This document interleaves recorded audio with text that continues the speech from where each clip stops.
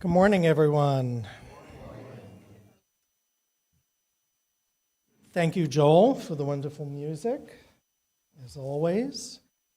Good morning, everyone, and welcome to the Unitarian Universalist Church of the Desert. I am Stephen Toporoff, and I have the honor of serving as your worship associate today. I am glad you're with us, whether you are here in the sanctuary or watching the service online from home. To learn more about us, you can visit our website at uuc.org. And to get on our email list, please write to admin, A-D-M-I-N, at uucod.org. And before we begin, please take a moment to silence your cell phones or any other devices that may ring. Thank you. As is our practice each Sunday, we acknowledge that we are gathered on the unceded lands of the Agua Caliente Band of Cahuilla people, and we commit to grow in our understanding and relationship with this land and with the people who inhabited it and nurtured it before our arrival. In this congregation, we strive to honor the inherent dignity and worth of every person. You are welcome here no matter what your background it may be, race, ancestry, and culture. We welcome people of all sexual orientations and gender identities, of all ages and sizes, people of all economic statuses and professions, and all physical and mental abilities. You are welcome here, wherever you are from, whoever you love, whatever your immigration status or civic engagement. And let me repeat that. You are welcome here if you are an immigrant, and we support immigrants in our community. We welcome all those who will learn and grow with us as we commit together to embrace the rich and beautiful diversity of the world, and to build a community centered in justice, compassion, and love. Well, this morning we have a special guest worship leader, Swamini Adityananda Saraswati. I'm just going to call her Swamini. Swamini is a self-identified Hindu yuyu. Nearly 13 years ago, Swamini took monastic vows in India. She currently serves as the Intern minister at First Unitarian Universalist Church in San Diego. She is also deputy chair of the UU Board of Ministry for Earth. In addition, she is working toward a Master's of Divinity at Meadville Lombard Theological School. She has also completed her clinical pastoral education at Northwest University's DuPage Hospital in Chicago. Swamini's life has been one of public service.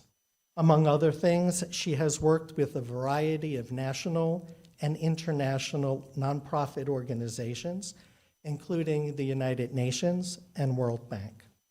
She has also worked with several interfaith organizations, including the world's largest interfaith organization, the United Religions Initiative, and more recently with the Elijah Interfaith Institute, which works closely with faith leaders, including the Pope and Dalai Lama, to build friendship and mutual understanding across faiths. She also led the founding, development, and growth of the Global Interfaith WASH Alliance in India for over a decade. Through these nonprofit interfaith organizations, Swamini has addressed issues such as climate change, hunger, water scarcity, violence, global poverty, child marriage, and public health concerns. Closer to home, Swamini co-founded the Pan-Africa Association, which enabled thousands of victims of war, hunger, genocide, persecution, and torture from across the world to survive and thrive in the United States. So let's give a big, warm welcome to Swamini. I'm glad you were able to lead us in services today. And now I invite Swamini to come forward and ring the Tibetan bowl, followed by our music for centering.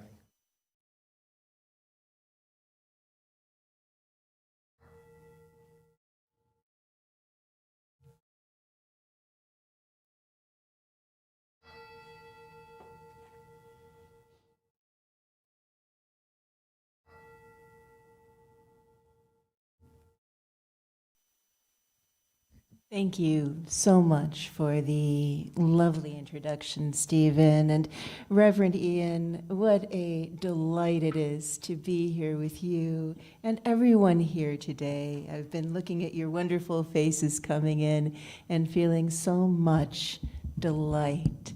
So the first question is, can everyone hear me okay?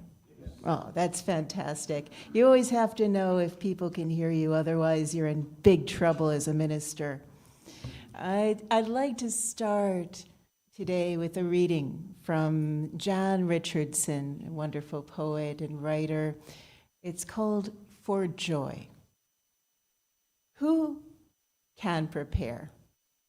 You can prepare, but still, it will come to you by surprise, crossing through your doorway, calling your name in greeting, turning like a child who quickens suddenly within you. It will astonish you how wide your heart will open in welcome for the joy that finds you so ready and still so unprepared.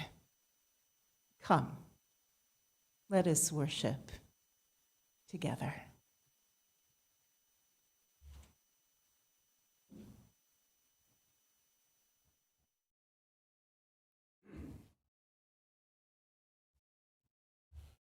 Will you all rise, please, in body or spirit, as we sing together our opening song, We'll Build a Land.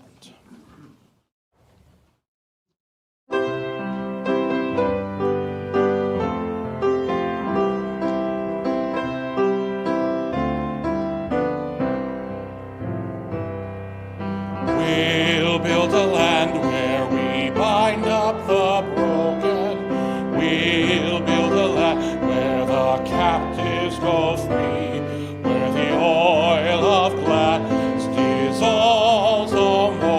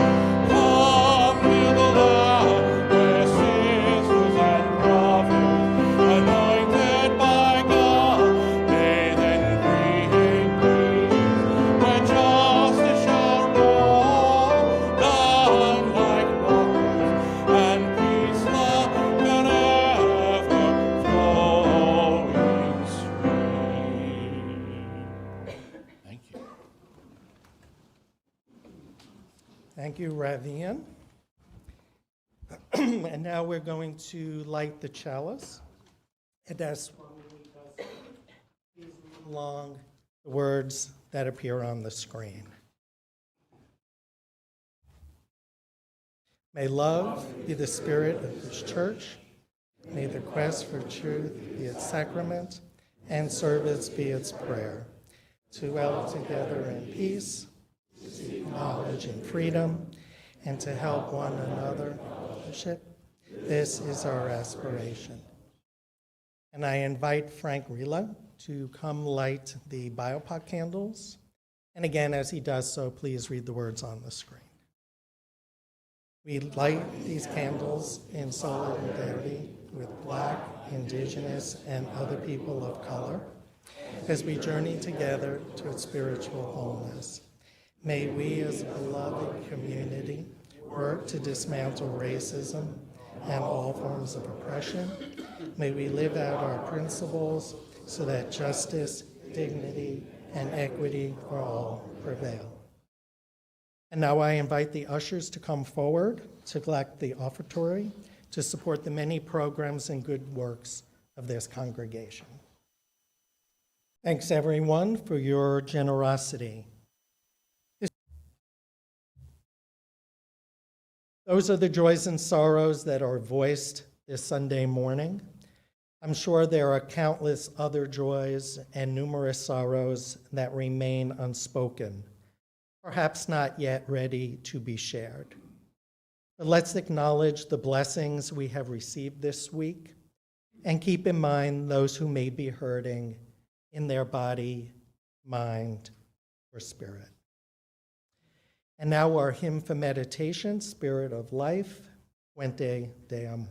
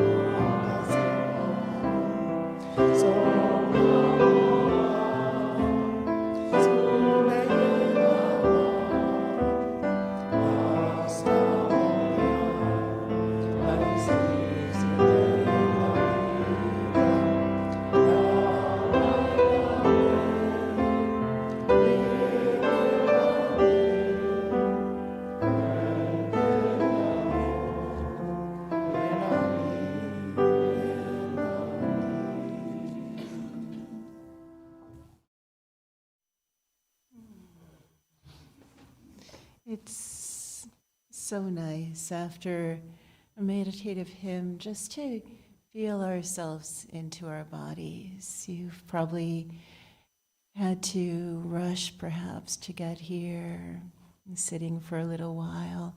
So I invite you to just feel into your body. Is there a place that feels a little bit tense? Where you can move, feel free to get up if you want. It's okay to stretch. If your body's telling you to stretch, I invite you stretch, because sometimes that feels so good.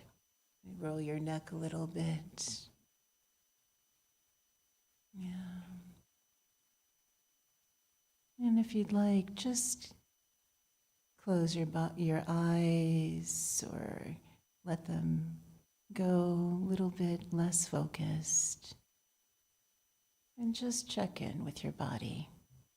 Where do you feel maybe something a little tense? Scanning down from head to your neck, your shoulders. Let it loosen up.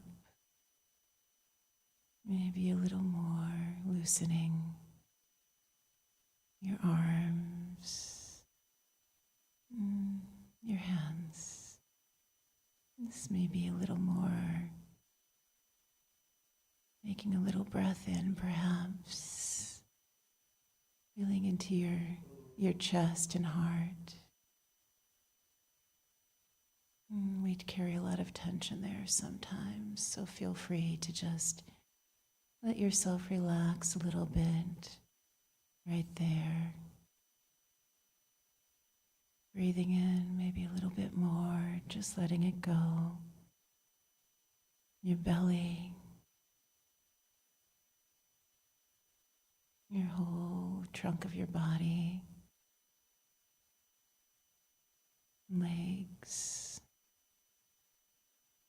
And feel into your knees, perhaps, and your feet, bottom of your feet, your whole body. Just relax a little bit more as you breathe in and breathe out. And welcome this beautiful day. May blessings be with you. And when you're ready, feel free to open your eyes and maybe move your neck a little bit or whatever you want to move. Feel free. And Joel will play a few bars to take us out.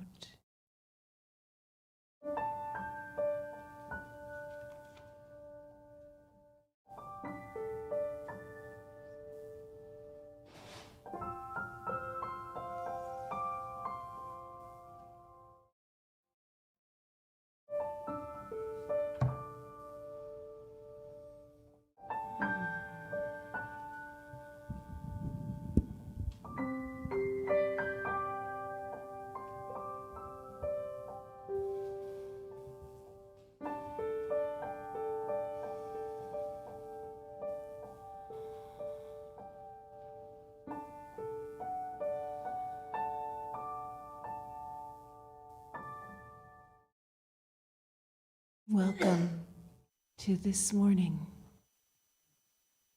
That's what I say every time I open my curtains with my little cat sitting next to me and reveal the day. Little kitty, welcome to today. I'm so glad again that we're together, and I wanted to start today with a story before we get into the script. There was a time that I was leading a human rights campaign across 5 African nations. And human rights doesn't just mean violence against people, and it certainly does mean that, but not just mean physical violence, but also the violence of people not having access to water, people not having access to education, people not having access to a roof over their heads, or a way to make a living. And so I was in an African nation. I'm not going to mention which one. I can tell you if you want to after this service. And it was a dusty, dusty road that we were driving along. And I'm sure you know dusty roads around here. We were bumping along in a caravan of pickup trucks on that dusty morning in Africa. And we stopped, and I didn't speak the local language, so a lot of times we would stop and I'd just say, okay, what's going to happen now? We're stopped and something's about to happen. Well, what happened then was a bunch of ladies dressed very, very nicely from the local villages jumped into the back of the pickup trucks, and I'm in the cab of a pickup truck. And off we started going again, bump, bump, bump, bump, bump, dust, dust, dust, dust, dust, into our noses in the cabs with the dust. I can only imagine what all these ladies in the back of the pickup truck were feeling as we were bouncing around in the dust. And all of a sudden, the ladies that I was feeling very sorry for because they're in the back of a truck in the dust started smiling. And all of a sudden, the ladies got up and they started to dance. They started to dance. What is going on here? I'm thinking, me who doesn't speak the local language, as we're bumping around, and they're dancing, and they start to sing. They start to sing. I could not believe it. What is happening here? These must be the happiest ladies I have ever seen. And they were in the back of a pickup truck, bouncing along. Finally, we stopped. Pickup truck stops. And I asked the ladies through a translator, you seem really happy. Can you give me some of that? Yeah, sure. Okay, tell me, why are you so happy? And they said this, and I'll never forget this. They said, up until more recently, there was generations of people who had no water.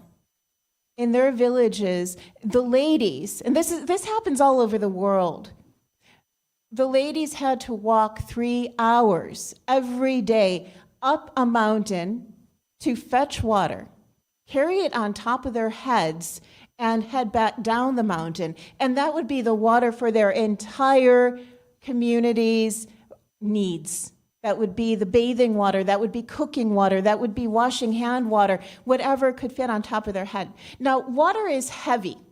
Water is very, very heavy. So the average big pot of water that you see these ladies, they have beautiful posture as they're walking down these often dusty roads.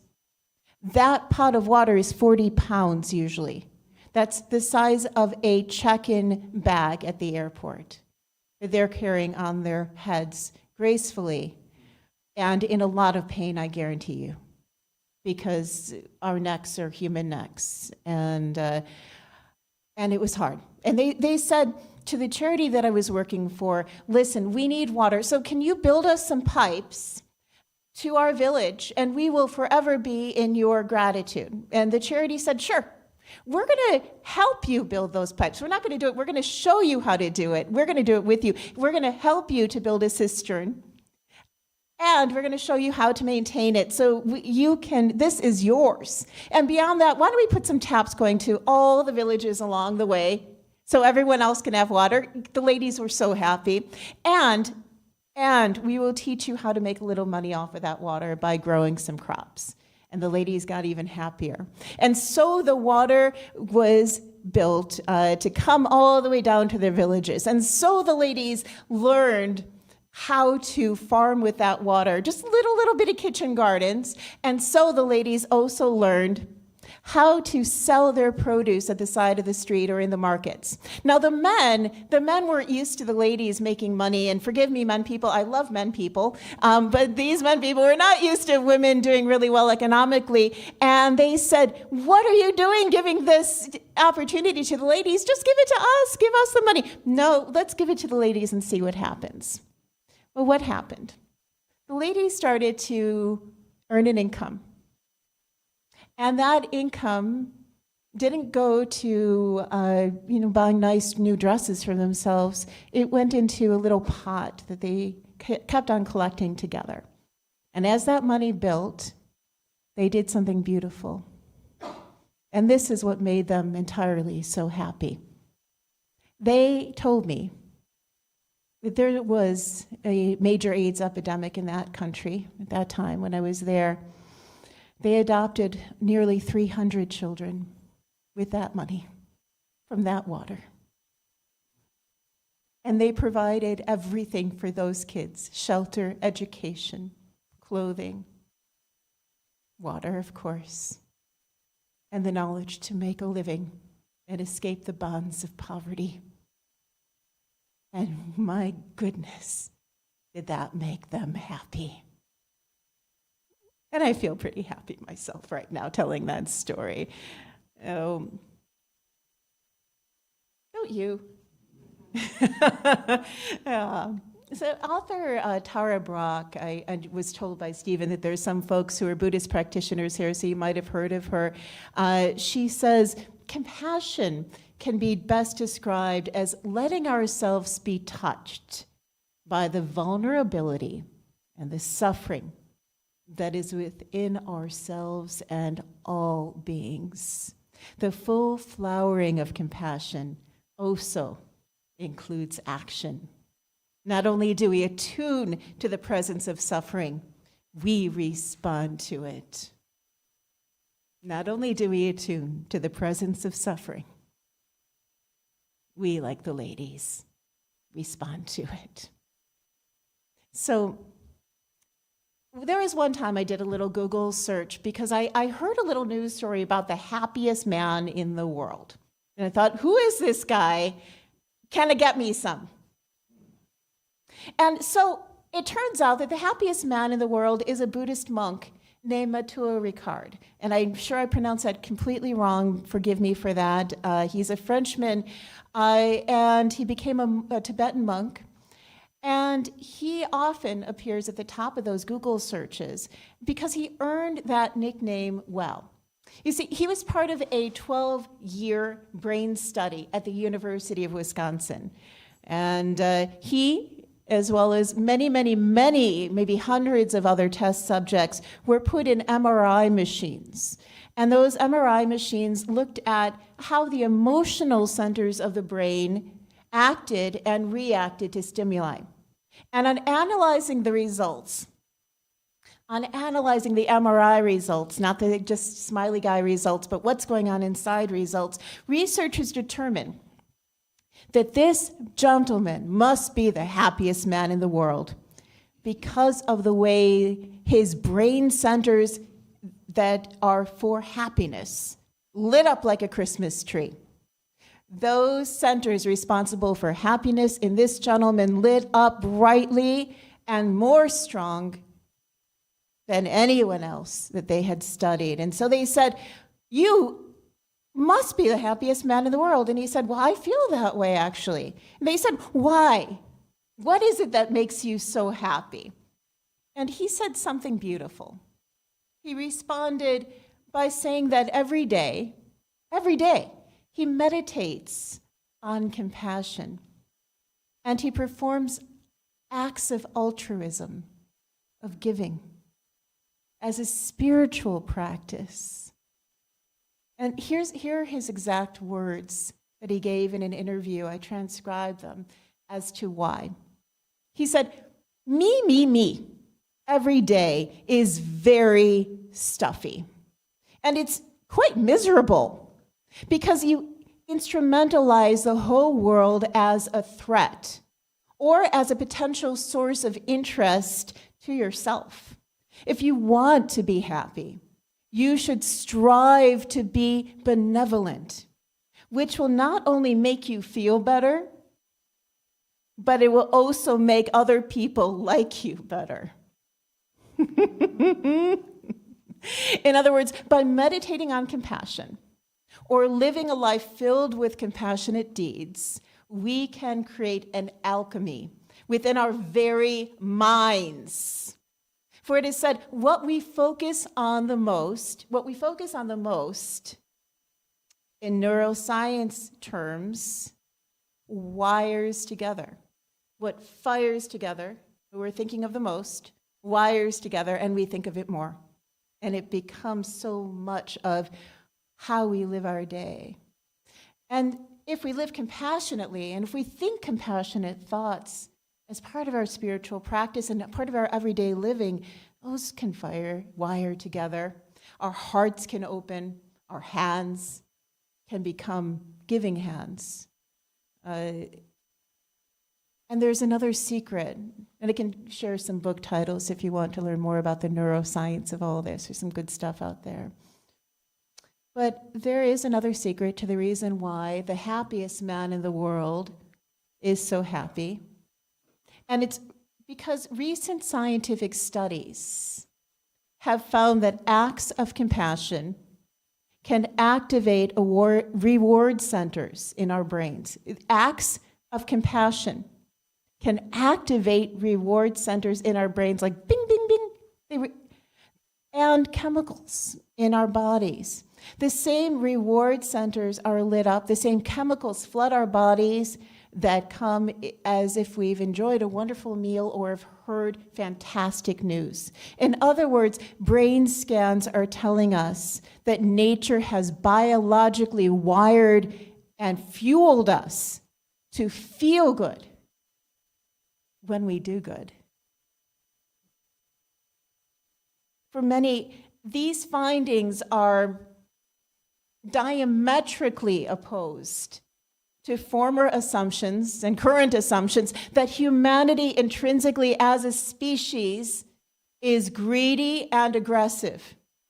So yes, we all know this, such negative traits do exist. We see it every day to the detriment of lives, to the detriment of hearts, to the detriment of society. But as one former Buddhist monk said, the heart is like a garden. It can grow in compassion. It can grow in fear, resentment, or love. What seeds will you plant there? The seeds we plant in our garden of our hearts, of our minds, are ours to select. They are ours to water. They are ours to nurture. So this reminds me, we were talking a little bit about this before this service, of an old Native American story that I first heard as a child on little records, remember those? And perhaps you've heard this story also. But no matter how many times I've heard this story, it still brings a little tingle to my heart, so I thought I'd share it again. The story is of a little boy who dreamed strong and powerful dreams. So powerful were those dreams that they seemed real. One night he dreamed of two wolves. The first was huge, imposing, and vicious. When it saw the little boy, it shook in rage. It bared its teeth, howled the most terrifying of howls, and rushed at the child from the darkness, eager for blood. The child ran, but the wolf ran faster, undeterred by his little boy cries. Sparked on by the little boy's fears, the wolf ran after him. And just as the wolf was about to pounce for the kill, it heard something even bigger than itself, coming from the bush. The wolf's hairs stood on end, startled. It ran away. The little boy's legs by now had become too tired to run. He sank into the ground in tears. And that's when he saw another animal, that other animal, a magnificent golden wolf. It was 5 times as big as the other wolf. Gently, she approached the terrified and exhausted little boy. Gently, she licked his wounds. Gently, she offered her soft belly for him to pet and then to use as a pillow. And the little boy felt safe. And then he awoke. He woke up. His grandfather was at his side, for he had heard the little boy screaming in his dreams. So he said, Tell me about your dream. And the little boy said what his dream entailed. And he said, Grandfather, tell me, what does this all mean? His wise grandfather said, both of those wolves live within the cave of your heart. One is angry, uncaring, hurtful, self-absorbed, or even dangerous to others. The other is compassionate, kind, giving, peaceful, and nurturing. Whichever wolf becomes the largest will defeat the other, my grandson. And so the little boy asked, how does one wolf wind up getting bigger than the other? Well, how does one wolf wind up getting bigger than the other? That's a good question. And this I can tell you, my grandson. It all depends on which wolf you decide to feed. It all depends on which wolf you decide to feed.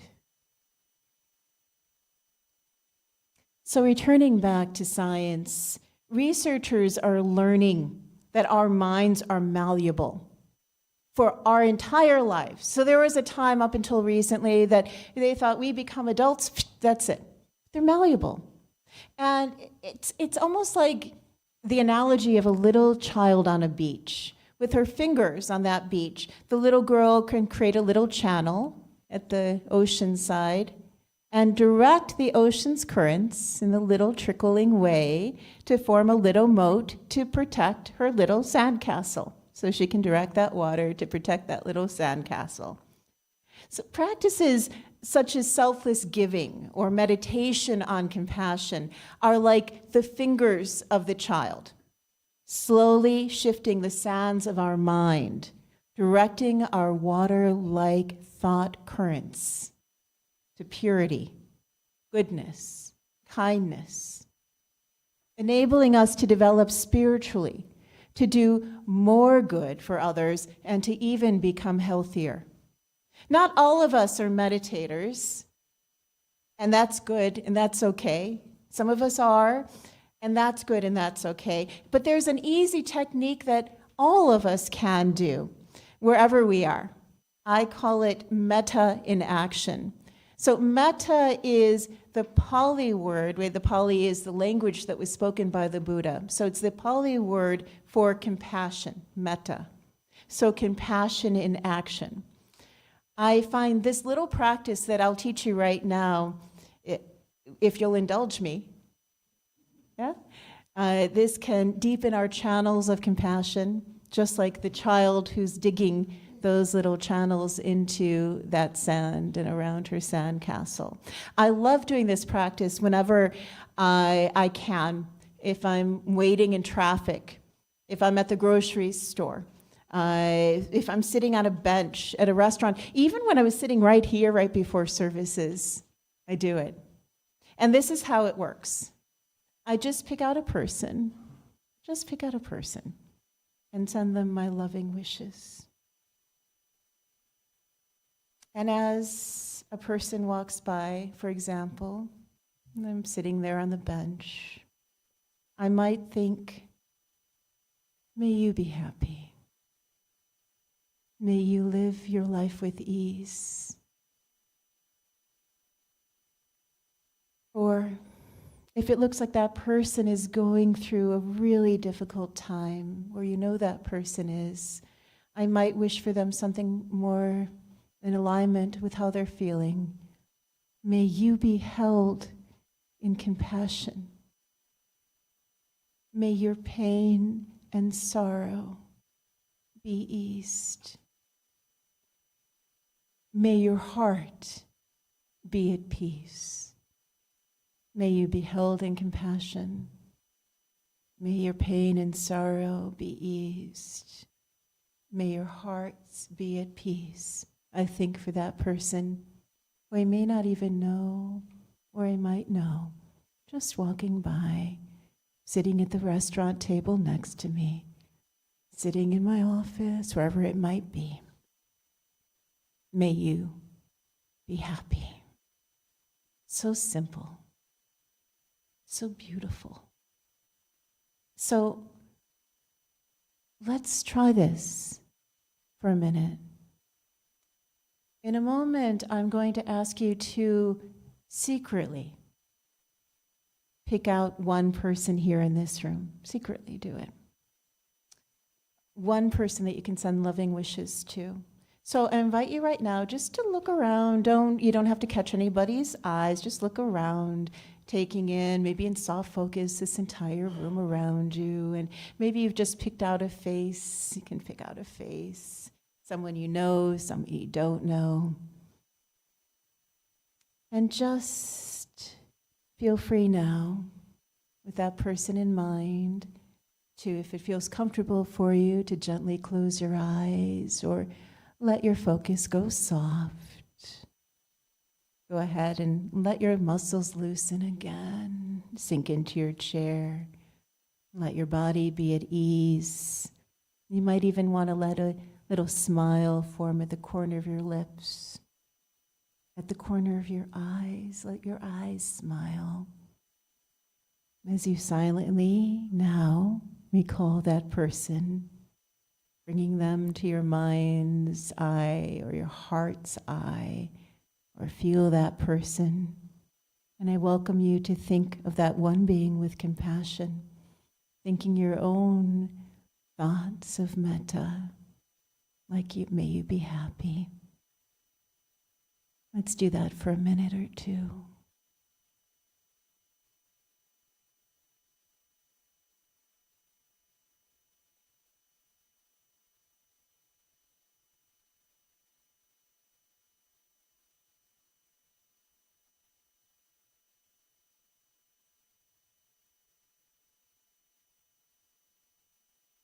You can put your hand to your heart if that feels nice. I like to do that.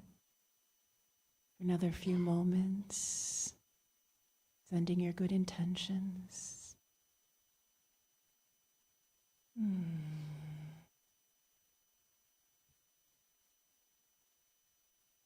Now, I invite you to slowly open your eyes and take in the entire room again. Just look around you and silently send your well wishes to everyone here. Like, may you be happy. You can feel it. Sometimes I don't even use words. I just feel. Or I might just say, happy, happy, happy.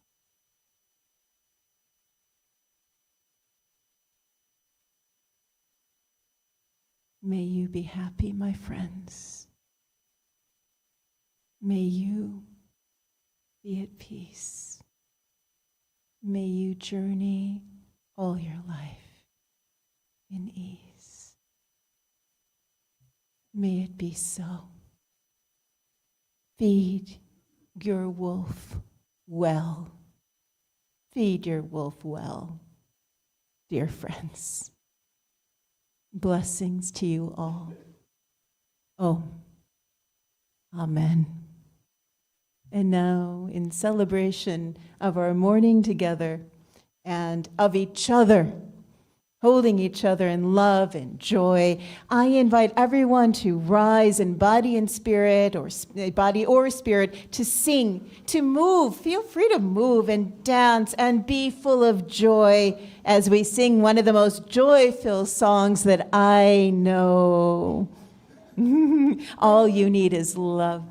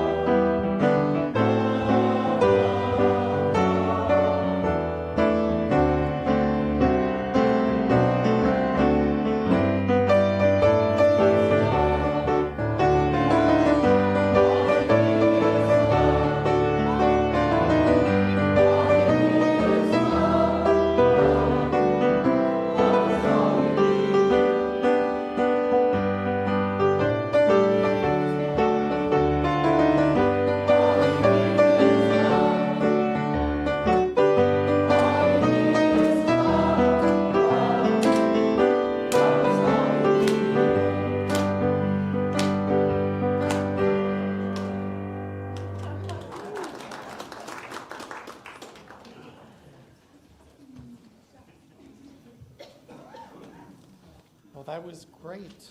Thank you, Swamini, for your inspirational words. And I have a few items for congregational news this morning. First from Joni. To continue our tradition of showcasing the talents of members and friends of our community, we have a new exhibit in the community room. Berto Wardlow, with the assistance of her friend Sam, has hung her beautiful paintings on the walls for everybody's viewing pleasure.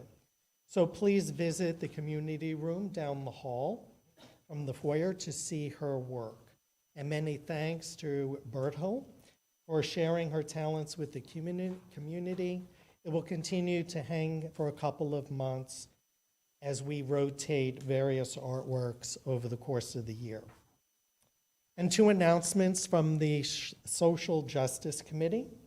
First, reaffirming the right to marry, climate change, and increasing penalties for theft and drug traffickers are just 3 of the 10 ballot propositions on your November 5th California ballot. But what do they mean? Join UUCOD The Vote on Sunday, October 20th for our California ballot propositions discussion on these issues, along with the pros and cons of each. You may attend either in person or via Zoom, but you must register. There are 2 ways to register and to gain more information. If you are in the sanctuary, you can sign up after the service on the round table in the lobby. If you are watching from home, look in last Friday's newsletter for the link. And we look forward to a great discussion. And then finally, join us on Sunday, November 3rd, as we carry our UUCOD banner in the 37th Annual Palm Springs Pride Parade. We will again have 2 vehicles, so you can either walk or ride. Sign up on the round table in the lobby, or check last Friday's newsletter for the online link. For more information, you can speak with Ruben Gallardo. And now we have our closing hymn, Come Sing a Song with Me. Ravi will lead us. Please rise, body or spirit. Come sing a song with me. Come sing a song with me. Come sing a song with me. Come sing a song with me, that I might know your eye, and I bring you home when home is hard to find, and I bring a song of love and rose in the winter time. Come dream a dream. Come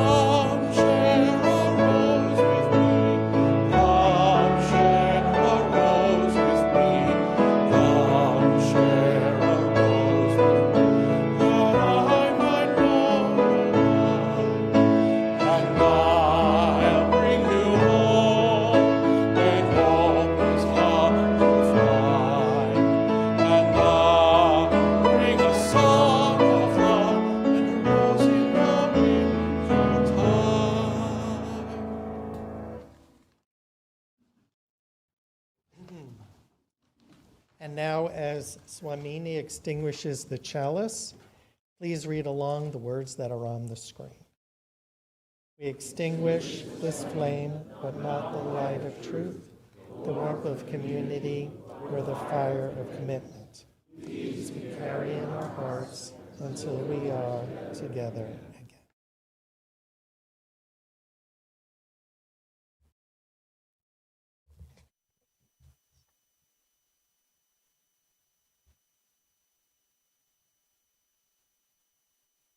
There's so much symbolism in that.